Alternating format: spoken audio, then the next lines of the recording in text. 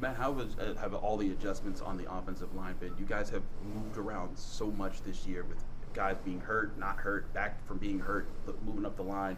What's that been like being part of it? I think we've adjusted to it well. It's obviously not easy to be able to go, right to left or left to right, but I think, we've all been handling it well, being able to adjust to it, and that's how I feel. So. What about the mental adjustments when you go from games where there's sometimes where you're going toe to toe with Tennessee, who's one of the best teams in the country, and then there's other games where you're struggling to put the ball in the end zone against a team like Louisville? How do you guys stay mentally consistent every week in practice, knowing that it's kind of just been an up and down ride for you guys so far?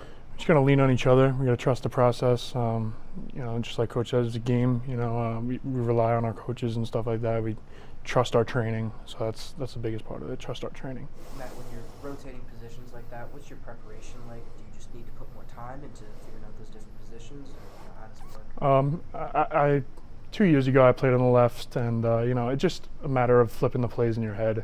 And I would say you need to put in a little bit more preparation when you're flipping back and forth. So I would say a little bit more preparation here and there, and then obviously the footwork and extra time on the field too. So.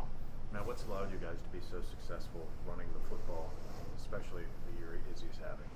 Well, obviously Izzy himself, but I think our whole blocking unit, our offensive line, preparing every week coming in, and all of our coaches do. So I think it's been a whole mix of the offense, but we've all done it together. So. Now, you look at North Carolina's schedule, every game they play in looks to be a shootout.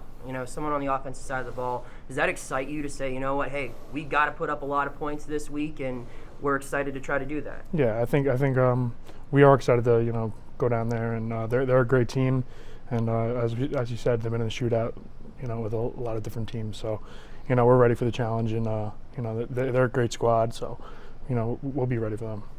As you've looked back, as you guys have reviewed, particularly the first half in Louisville, you think about the first drive, it seems like you're really moving the ball well before the turnover. The Wildcat drive, again, before a turnover, I think even the last drive.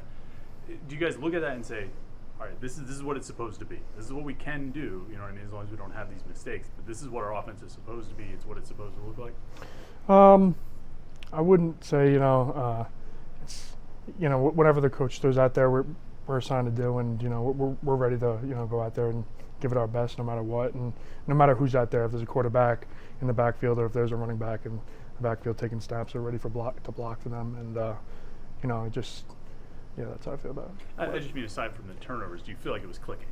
All the different things you guys did. You guys did a lot of different stuff in the first half. Did you feel like it was clicking and moving the ball pretty effectively? Yeah, I think it was clicking, and it's just a matter, like you said, the turnovers. But I think when we're able to mix it up like that, I think it was clicking, and just a matter of protecting the ball. And it's really it. How does boards handle when you guys make a mistake and you guys are going back over on film? Like in the second half, the play where the ball was snapped and half you guys didn't move, and then there was a problem. How does he address you guys in those moments? Is he like in your faces, in your cases, or is he like, guys, come on?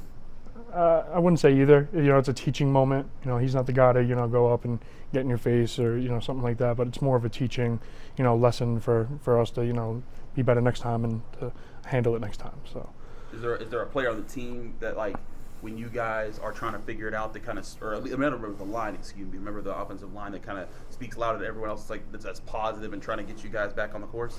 I'd say we all try to get round each other up and get us back on course. Big guy that try to do that a lot. Marcus Minor, he's been a big factor in trying to keep in positivity and stuff like that. So yeah.